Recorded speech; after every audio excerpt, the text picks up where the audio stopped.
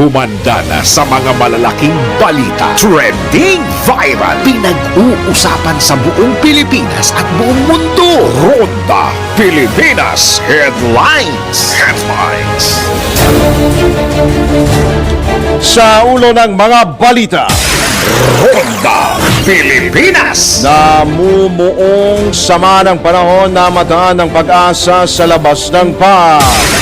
Ronda Pilipinas. Mga heavy power users pinag-aanda na ng DOE sa posibleng paghihigpit sa supply ng kuryente ngayong tag-init. Ronda Pilipinas. Bahagi ng EDSA Kamuning Flyover sa Quezon City isasara ng ilang buwan. Ronda Pilipinas. Dito naman sa ibayang dagat, isa patay, isa sugatan sa pagsabog sa Amerika. Ronda Pilipinas. Sa sports, FEU Women's Volleyball Team na wakasan ng ilang taong semifinals drought sa UAAP. Ronda Pilipinas. Sa showbiz, Angeline Quinto at tatay ng kanyang anak ikakasal na sa Quiapo Church. Ronda Pilipinas. Totoo nga ba ang puwera usog sa mga babies? Tara, let's prove it. Ronda Pilipinas. Ayaw suportahan ng magulang mo ang iyong pag-aaral dahil hindi ka na menor de edad? Yako! Bawal ito! Ronda Pilipinas. Ang mga malalaking mga balita, ang mga matitinding mga pinag-uusapan, ang mga maiinit at pinagtatalunang mga issue. Lahat hagip, lahat malalaman. Hindi lang sa buong Metro at Mega Manila. Kasama na ang buong Pilipinas. Hahagupit na ang mga malalaking issue sa Ronda Pilipinas. Live na live sa DWIZ AM Metro at Mega Manila. Naka-live din sa DWIZ News FM Regional Stations. Naka-live din sa Radyo Ronda AM Radio sa Pilipinas. Live ding mapapanood sa Aliw 23 Free TV. At naka-live din sa lahat ng DWIZ Digital News accounts, Facebook, YouTube at DWIZ News website. Ronda Pilipinas. Wala nang mahuhuli sa balita. Wala nang maiiwanang issue na hindi mo alam. Ngayon, updated ka na sa Ronda Pilipinas. Kasama si Dennis Antenor Jr. Ronda Pilipinas. Sa pong mainit na umaga ngayon pong araw na ito ng Biyernes, unang Biyernes sa buwan ng Abril 5 taong 2024. Sa ngalan po ni Dennis Antenor Jr., inyo po makakasama hanggang alas 11 po tayo, Drew Nasino. Ronda Pilipinas. Sa lagay muna ng panahon, binabantayan na ng pag-asa ang isang low pressure area o LPA sa labas ng Philippine Area of Responsibility o sa PAR. Ito po ay nasa bahagi ng timog silangan ng South Cotabato. Ito'y sa gitna na nga rin ang nararanasang matinding init dulot ng El Nino phenomenon. Ayon sa pag-asa, huling namataan ng LPA sa layong 770 kilometro timog silangan ng General Santos City o malapit sa South Cotabato. Inaasang makaapekto ang buntot ng LPA sa ilang bahagi ng Mindanao ngayong araw, lalo na sa Davao Region, kung saan maaari itong magdala ng maulap na papawirin at may kasamang pag-ulan. Ronda Pilipinas. Maaari naman makaranas ang 6 na lugar sa bansa ng mapanganib na heat index ngayon pong araw ng Friday. Ayon sa pag-asa, posibleng makaranas ng 43 degrees Celsius na heat index sa Tuguegarao City sa Cagayan at sa Aborlan, Palawan. Habang abot naman sa 42 degrees Celsius sa San Jose Occidental, Mindoro, Puerto Princesa City sa Palawan, Dumangas, Iloilo at sa Catarman, Northern Samar. Pero kahapon po 44 degrees Celsius yung heat index dyan po sa Tuguegarao. Samantala, maka-apekto naman ang low pressure area, yung binabanggit nga po natin na LPA sa Mindanao, habang ang high pressure area ay aabot sa silangang bahagi ng Northern Luzon ngayong araw. Naasa naman ang maulap na papawirin na may kasamang kalat-kalat na pag-ulan, pagkidlat at pagkulog sa Davao Region at Soc Sargen dahil sa LPA na posibleng magdulot ng pagbaha o pagguho ng lupa dahil sa katamtaman hanggang sa kung minsan ay malakas na pag-ulan. Sa Metro Manila naman at nalalabing bahagi ng bansa, inaasang makararanas ng bahagyang maulap hanggang sa maulap na paborin na may pulong-pulong mga pag-ulan, pagkulog at pagkidlat dahil sa easterlies at localized thunderstorms. Ronda Pilipinas. Samantala, tanggap po tayo ng pag-ulat mula sa labas ng ipilan. Pag-isnab sa mungkahing political amendment sa Charter Change o CHACHA, inihirit kay Speaker Romualdez. Ang pag-uulat buhat kay Patrol 11 Tina Nolasco. Hinimok ni Cagayan de Oro 2nd District Representative Rufus Rodriguez si House Speaker Martin Romualdez na deadmahin na lang ang political amendment na iminungkahi ni Presidential Advisor at dating senatorial candidate Larry Gadon na amyendahan na rin ang political provision ng 1987 Constitution. Git ni Rodriguez, hindi na dapat pansinin ni Romualdez ang liham ni Gadon at tiyak na ibabasura lamang anya ng House Speaker ang nasabing rekomendasyon, lalo't sinuportahan naman ito ang posisyon ni Pangulong Bongbong Marcos Jr. na economic provision na lamang ang dapat baguhin sa saligang batas. Sa katunayan, noong Pebrero sa talumpati-anya ng Pangulo sa Philippine Constitution Association, inihayag nito na susuportahan ng administrasyon ang economic CHACHA. Punto ni Rodriguez, nagdudulot lang ng kalituhan ang rekomendasyon ni Gadon at ang mga tanong sa Pulse Asia Survey ukol sa layunin ng Pangulo at Kongreso. Habang depende naman anya sa Senado ang ikatatahimik ng mga tuto sa pag-amyenda sa political provision ng saligang batas at nakikita nitong paraan ang pagpasa sa resolution of both houses number 6 ukol sa economic CHACHA. Ito si Patrol 11. Tina Nolasco para sa Impilang Metodong Lakas DWIZ, nagbabalita ng tama, nagilingkod ng tama. Kapag may bagong balita, naka-on air, agad-agad, DWIZ Patrol Report. Sa iba pa rin tampok na balita, muling pinaalalahanan ng Department of Energy ang lahat ng industry stakeholders sa kanilang responsibilidad na tiyakin ang maaasahan at walang patid na power supply. Bunsod ito ng inaasahang pagtaas ng konsumo sa kuryente at pagbaba ng hydropower capacity dahil sa tumitinding init ng panahon dulot ng El Nino phenomenon sa susunod na 2 buwan. Ayon kay Energy Secretary Rafael Lotilla, dapat tiyakin ng National Grid Corporation of the Philippines ang integridad ng mga grid sa lahat ng oras upang maiwasan ang grid interruption at pagkaantala ng supply. Maisa sa katuparan lamang ito kung makukumpleto ng NGCP ang lahat ng major transmission projects sa takdang panahon ngayong unang bahagi ng taon. Inabisuhan na rin ng DOE ang lahat ng mga industriyang malakas kumonsumo ng kuryente. Ito na po na maghanda na ng mga genset, mga generator set sa halip na kumonekta sa grid sakaling magkaroon ng supply shortage. Ronda Pilipinas. Sino nga ho ba yung mga malalakas po kumonsumo ng kuryente? Yan, yung mga malls, yung mga factory. Yan po yung mga malalakas din po sa pagkonsumo po ng mga kuryente, mga manufacturing po. Yan, sa manufacturing sector, kahit po yung mga hotel, yan, mga hotels din, no, yung mga resorts. Yan po yung mga partikular na inaabisuhan po ng DOE. Napakainit pa naman ngayon ng panahon, tapos kung ikay mawawalan pa ng kuryente at mawawalan ka pa ng tubig, aba, ibang usapan na po yan mga katodos. Kulang na lang tumalon talaga tayo sa dagat para malamig-lamigan naman ho tayo.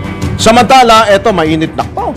Aarangkada na ngayong araw ang road repair at road reblocking ng mga tauhan ng DPWH sa ilang lugar dito po yan sa Metro Manila at sa gitna nga po ng tumitindi rin pong init at traffic congestion. Ito ang inihayag ni MMDA Acting Chairman Attorney Romando Arnes at anya kanilang pinayagan ang 24 oras na pagkukumpuni sa mga pangunahing kalsada. Tatagal ang aktibidad hanggang Abril 10 o 11, depende kung idedeklara ang dahil holiday po ang Abril 10. Kabilang sa mga apektadong kalsada ay ang Mindanao Avenue northbound sa QC po yan, Payatas, patungong Batasan Road, Gregorio Araneta Avenue mula Wayan Street hanggang Mauban Street at ang 5 Street hanggang Samar Street sa Payatas sa Quezon City pa rin po yan.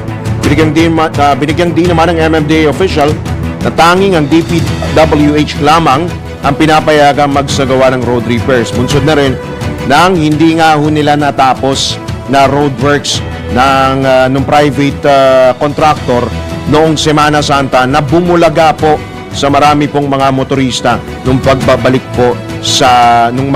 po sa Metro Manila yung mga bakasyonista.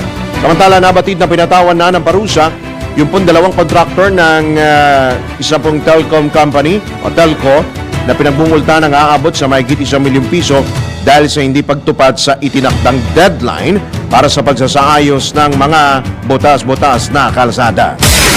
Ronda Pilipinas. Samantala, 20 kabahayan natupok sa sunog sa San Andres, Maynila. Ang kabuuan ng detalye ay hatid ni Patrol 5 Ayay Yupanco. Umabot sa 20 bahay ang natupok sa sunog na naganap sa isang residential area sa barangay 753, San Andres, Maynila. Ayon sa kapitan ng barangay na si Romel Bernardo na isa rin o kabilang din sa mga nasunugan ng bahay, naiwang kandila ang posibleng dahilan ng sunog. Nagsimulaan niya ang apoy sa ikatlong palapag ng katabi nilang bahay na gawa sa light materials. Pasado alas 5 kaninang umaga, mabilis na kumalat ang apoy sa mga katabi bahay dahil pawang gawa rin sa mainang materyales kung saan umabot ito sa ikalawang alarma. Ayon sa kapitan, pinagsabihan na niya yung nakatira sa bahay na pinagmulan ng sunog dahil ilang araw na itong gumagamit ng kandila dahil walang kuryente sa kanilang bahay. Ayon kay Fire Officer 4 Annabel Padilla, commander ng Paco Fire Station, naging pahirapan sa kanilang mga bumbero ang pagkapula ng apoy dahil sa live wire kung saan may ilang na-ground habang rumeresponde. Gayon din yung makipot na daan papasok sa pinangyayarihan ng sunog. Nasa 20 hanggang 30 pamilya ang tinatayang nawala ng bahay sa sunog ayon sa Bureau of Fire Protection. At inihanda na yung basketball court na siyang magsisilbing evacuation center. Ang panawagan ngayon ng mga nasunugang residente na pangunahing kailangan nila ay pagkain at mga damit dahil halos walang naisalbang gamit ang karamihan sa kanila dahil sa sunog. Idiniklarang fire out ang sunog bandang alas 6:55 ng umaga at wala namang iniulat na injury o namatay. Iniimbestigahan pa rin hanggang sa ngayon ng Bureau of Fire Protection ang sanhi ng kabuuang halaga ng pinsala ng sunog at ang dahilan. Ito si Patrol number 5. Ayaw pa ako para sa implemental ng lakas. DWIC. Nababalita na tama, naglilingkod ng tama. Kapag may bagong balita, naka-on air, agad-agad, DWIZ Patrol Report. Sa iba pang paksa na mga balita, pansamantalang isasara ang ilang bahagi ng EDSA Kamuning Southbound Flyover sa Quezon City simula 25 ng Abril. Ito ang inanunsyo ng DPWH upang bigyang daan ang pagkukumpuni at pagpapatibay sa mga tulay nito bilang paghahanda sa The Big One o malakas na lindol. Kakaroon po ng retrofitting. Ayon kay MMDA Chairman Romando Artes, matagal nang itinayo ang EDSA Kamuning Flyover kaya't maaari na itong magdulot ng panganib sa mga motorista. Inihayag naman ni Paul Chua, Project Inspector ng DPWH NCR, na hahatiin ang retrofitting ng flyover sa 4 na bahagi na tatagal ng 11 buwan. Kulang na lang 1 buwan, di nyo pa ginawa 1 taon para may tawad pa eh. Bagaman madaraanan pa rin ang flyover, inaabiso ng mga motorista na magbaon ng mahabang pasensya dahil inaasang mas bibigat pa ang daloy ng trapiko sa mga kalsada lalo po sa EDSA. Ronda Pilipinas. Samantala, posible nang patawan ng multa ang mga motoristang daraan ng mga tollways o mga expressway nang walang load o kulang ang load ng kanilang RFID. Batay ito sa ulat, isa ito sa mga naging dahilan kahit nagkaroon ng traffic congestion sa NLEX noong Miyerkules Santo. Ayon kay Metro Pacific Tollways Corporation President Rogelio Singson, mayroong 10,000 sasakyan na kung hindi kulang o walang load ang RFID ay dispalinghado naman ang sticker. Kung kaya't ito anya ang kanilang paraan para madisiplina ang mga motorista at gawin na itong traffic violation. Dapat dito sa pulong ng mga expressway operators ay naipabot na rin ang rekomendasyon sa DPWH. Ang DPWH ang itinakdang magpalabas ng department order upang makapagpaskil ng signages sa mga toll booth kaugnay sa traffic o posibleng traffic violation. Ronda Pilipinas. At sa pagkakataon ito, tayo po ay tumanggap naman ng isa pang pag-ulat mula pa rin sa labas ng impilan. Japanese Ambassador to the Philippines nag-alay ng bulaklak sa monumento ng pambansang bayaning si Dr. Jose Rizal. Ang report ihatid ni Patrol 13 Gilbert Perez. Nag-aalay ng bulaklak sa monumento ni Dr. Jose Rizal sa Rizal Park si Japanese Ambassador to the Philippines Endo Kasuya. Nangyari ito kasunod ng kanyang pagbisita sa Palasyo ng Malacanang kung saan malugod siyang tinanggap ni Pangulong Ferdinand Marcos Jr. Nabatid na sinagawa ang wreath-laying ceremony bilang pagkilala kay Rizal na siyang pambansang bayani ng bansa. Sa kanyang mensahe, sinabi naman ni PBBM na naniniwala siya na sa pamagitan ni Kasuya ay mas titibay pa raw ang relasyon ng Pilipinas sa Japan. Sinasabing pangatlong Pilipinas sa pinakamalaking may natanggap na Official Development Assistance o ODA mula sa Japan. Top donor din ang bansang Hapon at isa sa pinakamalaking trading partner ng bansa. At maliban dito ay pangalawa rin ng Japan sa mga foreign investors, pangalawa sa pinanggagalingan ng turista at isang major destination ng mga OFWs o Overseas Filipino Workers. Patrol 13, Gilbert Perez nagbabalita ng tama, naglilingkod ng tama. Kapag may bagong balita, naka-on air, agad-agad, DWIZ Patrol Report. Salamat si Patrol 13 Gilbert Perez. Sa iba pa rin pong mga balita, umaaray na ang mga commuter na naapektuhan ng pansamantalang tigil operasyon ng Philippine National Railways o PNR sa Metro Manila. Ito'y dahil napipilitan ng mga commuter o mga pasahero na magbayad ng doble para sa mga bus na alternatibong kanilang sinasakyan o alternatibong sakayan ng mga dating suki ng PNR. Dapat din na nag-deploy ang pamunuan ng PNR ng 25 bus upang maserbisyohan ang nasa 30,000 mga pasahero. Inihayag naman ni PNR Chairman Michael Ted Macapagal na nakahandang mag-deploy ng karagdagang bus. Nakatakda sila mag-deploy ng karagdagang bus sakaling hindi kayanin yung volume ng mga pasahero. Samantala, tiniyak din ni Macapagal na itataas niya o kanyang idudulog kay Transportation Secretary Jimmy Bautista ang sentimiento ng mga commuter hinggil sa mahal na pamasahe. Ronda Pilipinas. Samantala, tuloy ang deadline sa pagpa-file at pagbabayad ng income tax returns o ITR sa 15 ng Abril. Ito ang binigyang diin ni Bureau of Internal Revenue Commissioner Romeo Lubagi Jr. Kasama mas marami ang inaasang magpa-file ngayong taon dahil sa pagtaas ng bilang ng mga nagparehistrong negosyo. Ayon kay Commissioner Lumagi, mas pinadali na ngayon ang proseso ng pagpa-file at pagbabayad ng buwis sa pamamagitan ng e-filing system. Bukod dito, marami rin anyang inilaang programa ang pamahalaan upang makolekta ang target collection na 3 trillion pesos para sa taong 2024. Naglabas din po tayo ng circular po na file and pay anywhere pa rin po tayo para naman na mas madali ang pagbabayad at pag-file ng annual income tax return. So kahit nasan po kayo, kahit mag-file po kayo ng return na kung hindi man dun sa kung saan kayo rehistrado, wala pong penalty yan at tatanggapin po yan. Marami rin tayong mga facilities na online kaya naman na hindi na mas madali po ang pag-file at pagbabayad po ng buwis. Yan po ang tinig ni BIR Commissioner Romeo Lubagi Jr. sa eksklusibong panayam ng DWIZ. Ronda Pilipinas. Samantala, tanggap po tayo ng isa pang pag-ulat mula pa rin sa labas ng impilan. Paglalagay ng solar panel sa mga paaralan, ikinakasana ng Iloilo LGU. Detalye mula kay Richard Bertuso.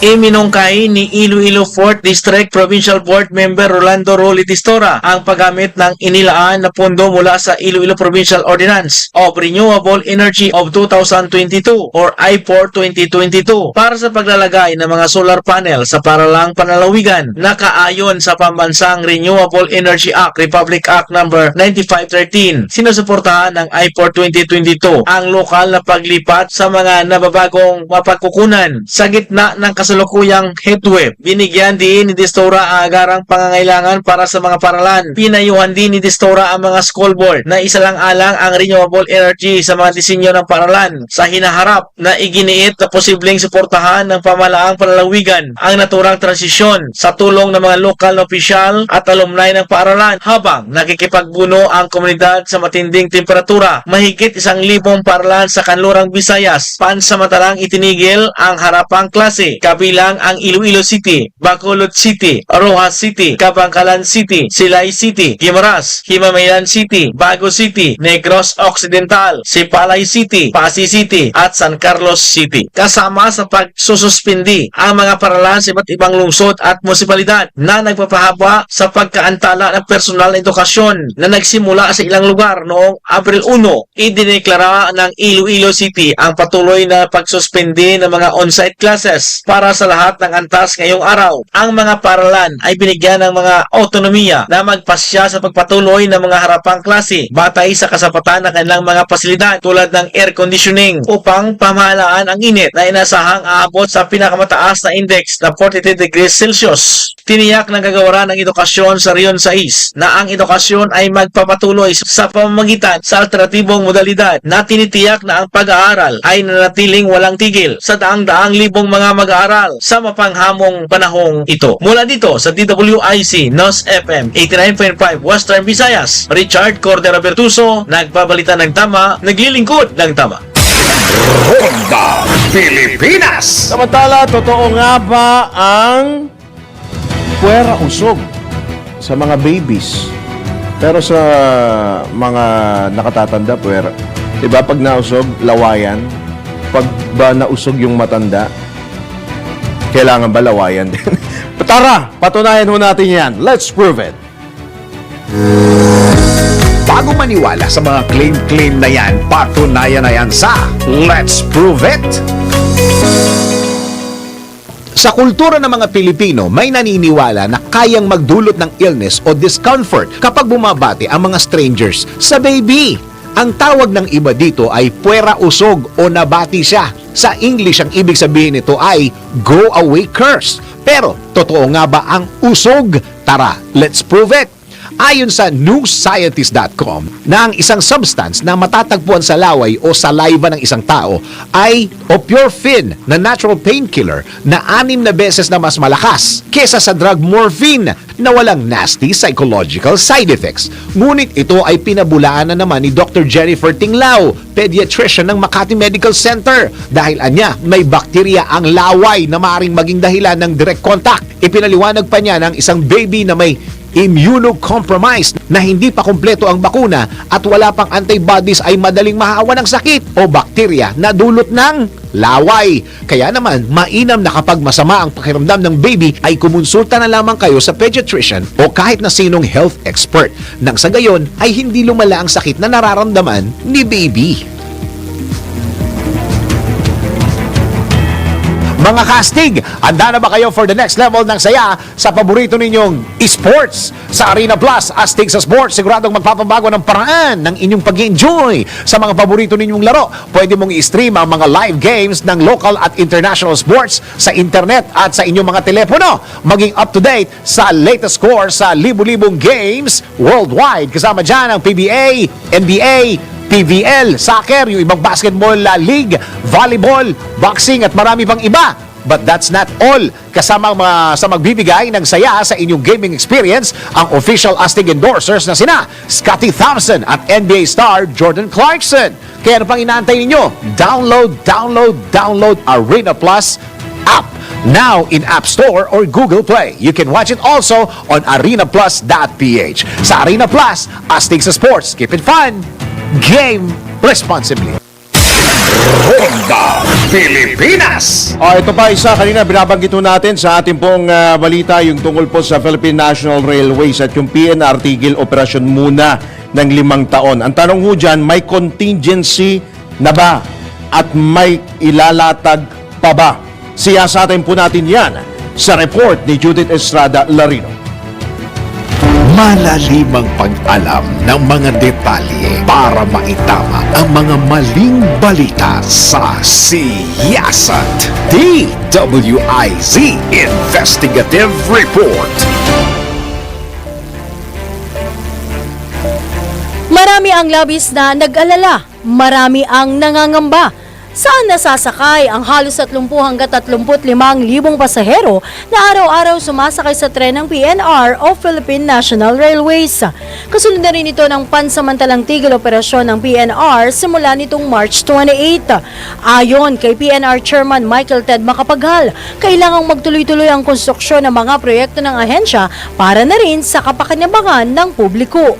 Sa katunayan, ipinabatid ni Chairman Macapagal na halos 80% tapos na ang konstruksyon ng Clark to Valenzuela Railways Project at susundan ang konstruksyon ng Alabang Laguna Project bago ikasa sa 2026 ang trial operations at ang full operations makalipas ang 2 taon o sa 2028. Really, kung magsasara man, it will stop within a 3 to 4 year period.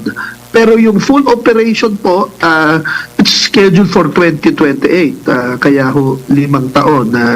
Pero nag-umpisa na po ang construction from Clark hanggang Valenzuela. More than 80% na po ang natatapos ng construction in the north. In Metro Manila, all the way south from Alabang to Laguna, yan po ang susunod nating gagawin at work will commence immediately beginning April of this year. At yun na nga po, target to have trial runs by 2026 and full operation by 2028. Sinalo na rin naman anya simula kahapon o April 1 ng nasa 25 bus at maging ng UV Express na nabigyan ng special permits ang mga paserong apektado ng tigil operasyon ng PNR sa loob ng 5 taon. We coordinated with LTFRB to issue emergency franchises to several buses and several, if possible, maski mga UB Express, we're going to deploy them. Babantayan po naming maigi yung mangyayaring bus augmentation program. Sisiguraduhin namin na ang trapiko ay magiging maayos at sisiguraduhin namin na ang ating riding public at the same time ay ma-accommodate nitong mga gagawin nating deployment ng emergency buses. Ipinagmalaki pa ni Chairman Macapagal na most modern at most sophisticated ang mga gamit na train ng bansa mula sa Sumitomo at katulad ng sa Amerika at Europe. Electric trains na rin anya ang gagamitin sa full operations ng mga tren sa 2028. Ito po ang kabuuan ng ating most modern and most sophisticated railway system which is at par with world standard. Tayo po ay magiging kapareho na ng kung nakikita natin yung train system in our Asian neighbors at lalo sa Europe and in the United States. Ganun po yan ginagawa natin ngayon dito. Some portions or most of the portions are elevated, nasa taas po yan, pero pagdating ho ng Metro Manila, there are areas na at ground at bababa ho sa tunnel or sa subway, and then it goes back up again all the way to Laguna. Sinabi pa ni Chairman Macapagal na gagamitin din nila ang pagkakataon para tutukan ang iba pang issue sa pagkakasa ng mas mabilis at dependable railway system tulad ng right-of-way. This will fasten the process at magkakaroon po ng sense of urgency na talaga matuluyan ng i-resolve yung right-of-way issue. Meron kaming pinag-aaralan na mga proposals tungkol dyan sa freight. At yan po ay susunod. In fact, as we speak, meron pong pinag-aaralan kaming proposal that would augment this type of service para sa goods to flow in different provinces to Metro Manila and out back to these different provinces. Binigyan din ni Chairman Macapagal na mahigit 800,000 pasahero kada araw ang maaari pang maserbisyohan ng PNR kapag nakompleto na ang tinagurian niyang engineering marvel nang wala ring dagdag singil sa pasahe. Napakaganda po. It's an engineering marvel. talagang kailangan pong gawin na ito kasi yung mga trend po natin medyo luma na at kakaunti lang ang naisasakay. Ito po, marami tayong maisasakay. More than 800,000 passengers po daily ang maisasakay nito. Para sa siyasa team, tila mabilis lamang ang araw kaya't isipin na lamang na mabilis ding makokumpleto ang nasabing proyekto na kailangan gawin para mapagsilbihan ang mas marami pang mga Pilipino. Bukod dito, tiniyak naman ng PNR management na walang dagdag pasahe kapag naging fully operational na ang lahat ng railways project sa 2028. Konting tiis na lamang mga kababayan para magtuloy-tuloy na ang maayos na biyahe ng tren sa lahat ng pagkakataon. Sa ngalan ng siyasat team, ako si Judith Estrada Larino, nagbabalita ng tama, naglilingkod ng tama. Ikalat ang tama, ikalat ang totoo. Follow these reports on our DWIZ digital channel, DWIZ News website, Facebook, YouTube, and DWIZ X account. Ang tama ang dapat ikalat sa siyasat. DWIZ Investigative Report. Alright, magbabalik po ang Ronda Pilipinas makalipas lamang ilang mga paalala oras. 10:35. Ronda Pilipinas. Tagapaho tayo ng ilang pa mga pag-ulat mula pa rin sa labas ng impilan. Tinatayang 1 milyong lisensya ilalabas ng LTO ngayong linggo. Ang pag-uulat buhat kay Patrol 30 Jelly Mendez. Ilalabas na ng Land Transportation Office ang 1 milyong lisensya ngayong linggo. Ito ang sinabi ni LTO Chief Attorney Vigor Mendoza II na kanila nang ibababa sa mga district at regional offices ang mga lisensya. Ayon kay Attorney Mendoza, muli silang maglalabas ng 1 bilyong piraso ng lisensya bago matapos ang buwan ng Abril. Inihayag na opisyal na nasa 20 milyon ang total population ng lahat ng may lisensya sa Metro Manila, kung saan ay 14 na milyon ang nagre-renew kada taon. Iginiit ni Attorney Mendoza na nakikipag-ugnayan na sila sa mga ahensya ng gobyerno, partikular sa Land Transportation Franchising and Regulatory Board o LTFRB, para isailalim sa mga programa o annual course ang mga kumukuha ng lisensya, kabilang na ang theoretical driving course na tatagal ng 15 oras o katumbas ng 2 araw na training session. Kumpiyansa naman ang LTO official na magtutuloy-tuloy na ang supply ng lisensya at hindi na magkakaroon pa ng kakulangan sa supply nito. Ito si Patrol 30 Jelly Mendez nag-uulat para sa impilang metodong lakas sa DWIZ. Nagbabalita ng tama, naglilingkod ng tama. Ronda Pilipinas. Mas pinalakas na ugnayan ng Pilipinas at Japan, ibinida ng Japanese Ambassador. Nagbabalik si Patrol 13, Gilbert Perdes. Ibinida ni Japanese Ambassador to the Philippines Endo Kasuya na ang matatag, makasaysayan at tradisyonal na ugnayan ng Pilipinas sa Japan ay lalo pa ngayong pinalalakas. Sa kanyang courtesy call at presentasyon ng credentials kay Pangulong Ferdinand Marcos Jr., isiniwalat ni Kasuya na marami pang mga bagay na dapat gawin ng dalawang bansa, partikular sa larangan ng seguridad at ekonomiya. Ipinunto ni Kasuya na sa usapin ng people-to-people exchange, seguridad at reciprocal access agreement ay nagtatrabaho daw ng husto ang magkabilang panig. Matatandang bumiyahe sa Japan si PBBM noong Pebrero na nakarang taon para sa isang official visit at nasundan pa noong Disyembre ng nasabi pa rin taon matapos dumalo sa ASEAN-Japan Commemorative Summit. Patrol 13, Gilbert Perdes, nagbabalita ng tama, naglilingkod ng tama. Kapag may bagong balita, naka-on air, agad-agad, DWIZ Patrol Report.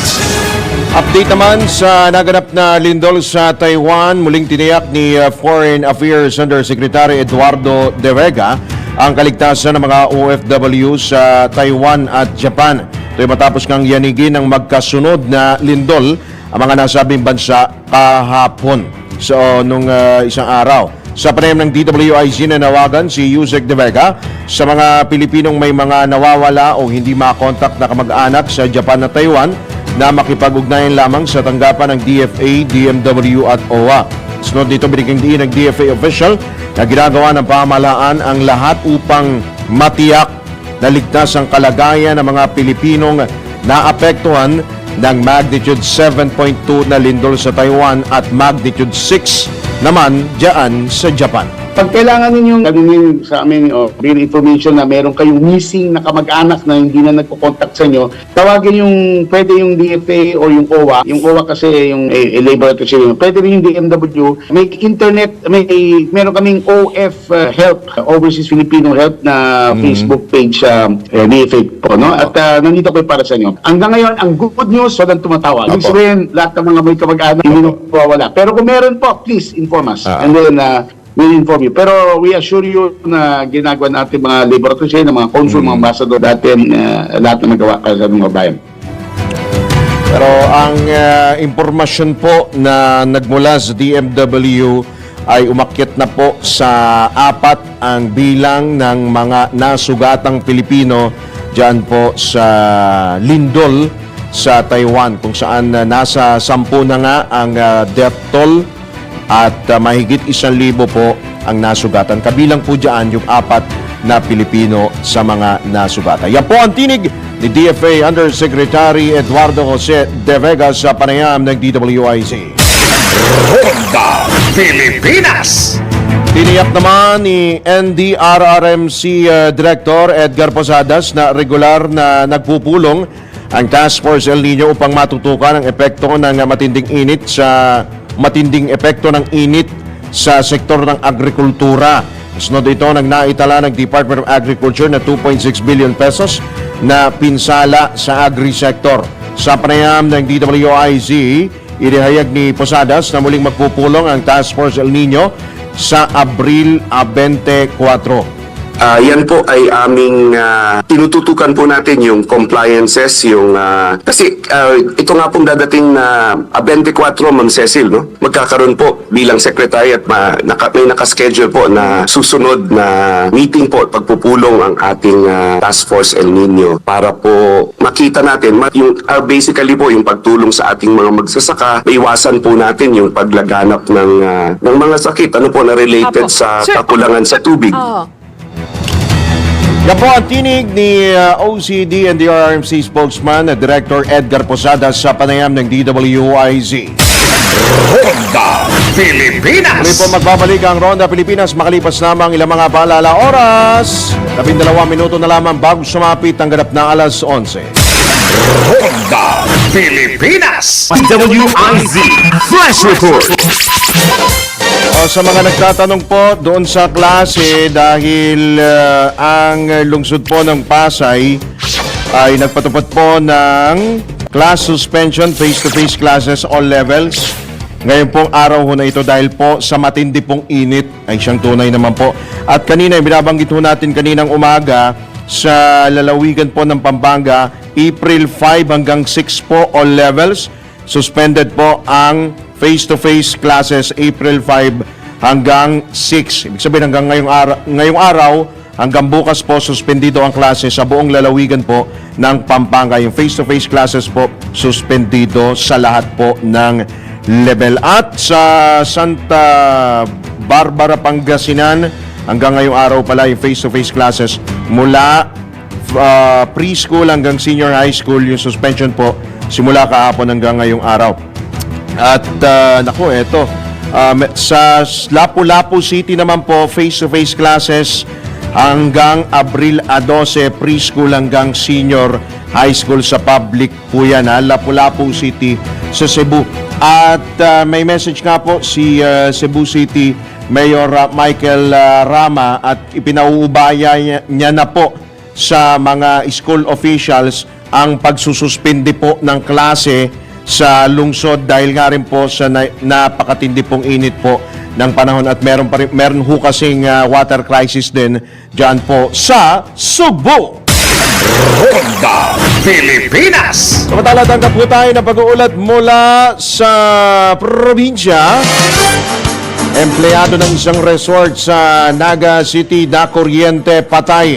Detalye hatid ni Ling Rodriguez. Patay ang isang empleyado ng resort sa Canaaman, Camarines Sur matapos makuryente habang nagtatrabaho kahapon dakong alas 9:30 ng umaga. Kinilala ang biktima na si Tomas Filio, 53 years old at residente ng Barangay Del Rosario ng nasabing bayan. Ayon sa ulat, habang inaayos ng biktima ang metal scaffolding, aksidente nitong nahigaan ang extension wire na naging sanhi ng pagkakakuryente nito. Dinala pa ang biktima sa Bicol Medical Center sa lungsod ng Naga pero idiniklara itong dead on arrival ng sumuring doktor. Mula dito sa 95.1 DWIZ News FM South Luzon, Naga, Ling Rodriguez, nagbabalita ng tama, naglilingkod ng tama.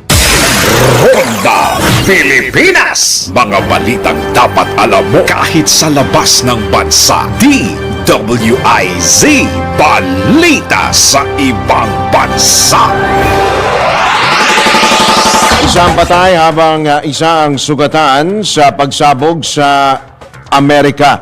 Ayon kay Dairy Fire Chief Sean Haggart, natanggap nila ang ulat na sumabog ang isang bahay sa New Hampshire. Naalam na ang sanhi ng pagsabog pero sa ulat ng New Hampshire State Fire Marshal Office, nahulog ang isang puno, bumagsak ang isang puno sa bahay malapit sa propane tanks. Pinaniniwalang sanhi rin ng bagyo ang insidente. Ronda Pilipinas. Sa sports, FEU Women's Volleyball Team nais wakasan ang ilang taong semifinals drought.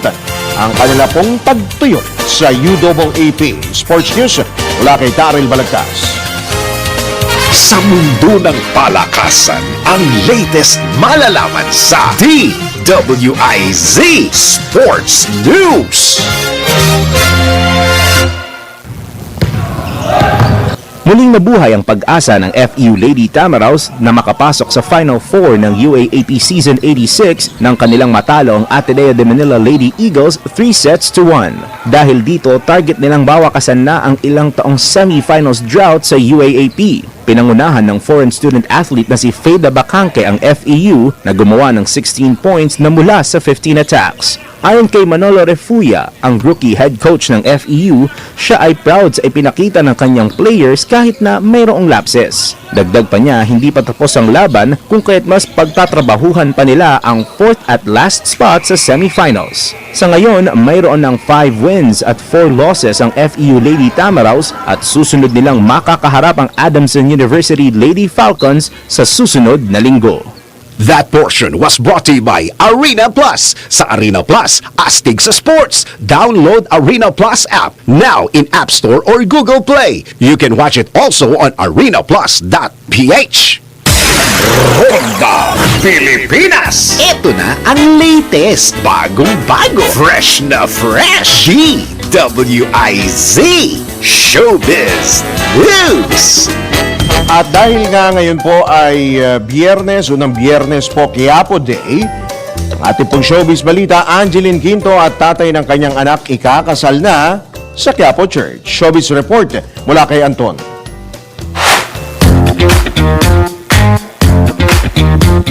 Para sa aking balitang showbiz, kumpirmadong ikakasal na ang singer na si Angeline Quinto sa kanyang longtime live-in partner na si Nanreb Dakina.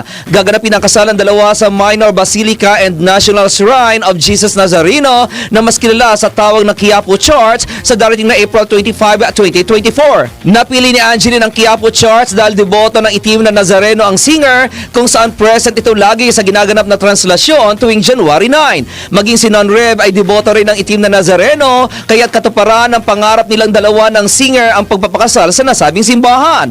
Dahil sa pagiging deboto ng Black Nazarene, kung kaya't naging kaibigan na rin ni na Angeline at Nanreb ang mga pari sa Quiapo Church. Papatak na Huwebes ang kasal ng dalawa dahil nasa sakramento ng kasal na walang ikakasal tuwing Biyernes at Linggo sa nasabing simbahan. Kaugnay nito, wala pang inilalabas na ibang detalye ang dalawa tungkol sa mga principal at secondary sponsors, ngunit inaasahan na hindi mawawala si Vice Ganda dahil isa ito sa pinaka-close sa singer. Sina Angeline at Nanreb ay may isa ng anak na si Silvio na ipinanganak noong April 27, 2022. At yan aking balitang showbiz para sa impinang metodong lakas DWIZ. Ako si Anton, nagbabalita ng tama, naglilingkod ng tama.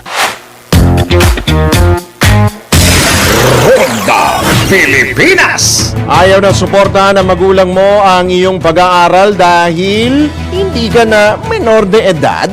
May ganon? NBI report mula kay Angelo Baño. Alamin kung bawal o hindi. Dahil kung di mo alam to, kaso ang kakaharapin mo sa NBI. Nako, bawal ito! Ayaw suportahan ng magulang mo ang iyong pag-aaral dahil hindi ka na minor de edad? Nako, bawal ito. Ang makatapos ng pag-aaral na nga siguro ang pinaka-greatest achievement ng mga tao worldwide. Ngunit paano kung hindi ka na makapag-aral dahil ayaw kang suportahan ng mga magulang mo o guardian mo? Alam nyo bang labag sa batas ito? Ayon sa Family Code, ang mga magulang ay dapat magbigay ng suporta sa kanilang mga anak. Minor de edad man o hindi, ang kanilang edukasyon ay kanilang obligasyon. Kabilang dito ang suporta sa tirahan, damit, transportasyon at medikal na pangangailangan. Kadalasan, natatapos ang suporta sa anak kapag tumutong na ito sa wastong edad. Ngunit nakasaad sa Article 194 ng Family Code, ang sakop ng edukasyon na kailangang suportahan ng mga magulang ay ang pag-aaral ng isang propesyon, kalakalan o bokasyon kahit hindi na minor de edad ang anak. Kasama nga sa family planning ang pagbibigay ng edukasyon sa mga anak. Kaya accept the reality na ang edukasyon nila ay isa sa inyong mga priority. Kaya naman Mr. at Mrs., ang obligasyon sa anak ay huwag niyong takasan. Diba sabi nga nila, ang edukasyon ay ang hindi mananakaw na kayamanan. Kaya bilang magulang, ipadama sa inyong mga anak na sila ay suportado. Baka masabihan kayo ng, nako, bawal ito. Ronda Pilipinas! Alright, tayo po ay pansamantala po nagpapaalam ngayon pong araw na ito ng TGIF na Goddess Friday. Pero bago namin ho kayo bitawan, isa po muna patamakot ang ating pong papasadahan. Huwag kang manghinayang na gumawa ng mabuti sapagkat kusa itong babalik sa iyo. Para itong Bible verse, Galatians 6:9. Huwag ho kayong manghihinayang na gumawa po ng mabuti sapagkat yan po ay kinalulugdan po ng Diyos Ama natin sa langit. Yan po ay atin pong aanihin. Kung hindi man ho natin anihin yan sa lupa habang tayo nabubuhay, meron naman po tayong sa langit naman po ay meron naman po tayong mapapala. Yan po yung walang hanggang buhay sa langit. So wag po tayong manghihinayang na gumawa po ng mabuti. Ano't ano pa man ho ang ating sitwasyon sa buhay. Yan po ay ating aanihin. Aanihin po natin yan sa mga susunod pang panahon basta't marunong lamang po tayong maghintay sa pangako po ng ating pong Amang Lumikha. Alright! Tayo po ay papaalam na sa ngalan po ng buong tropa ng DWIZ LU23 2 point lingkod sa ngalan po ni Dennis Antenor Jr., Drew Nasino at maraming salamat nga rin pala sa ating mga nakasama sa ating mga suking taga-subaybay. Happy birthday nga pala sa ating puntek si Arnel Kame ng DWIZ Iloilo. Happy birthday Arnel. Susunod na po ang Yes Yes Yo Topa Show kasama si Miss Juvie de Guzman. Ang mga malalaking mga balita, ang mga matitinding mga pinag-uusapan.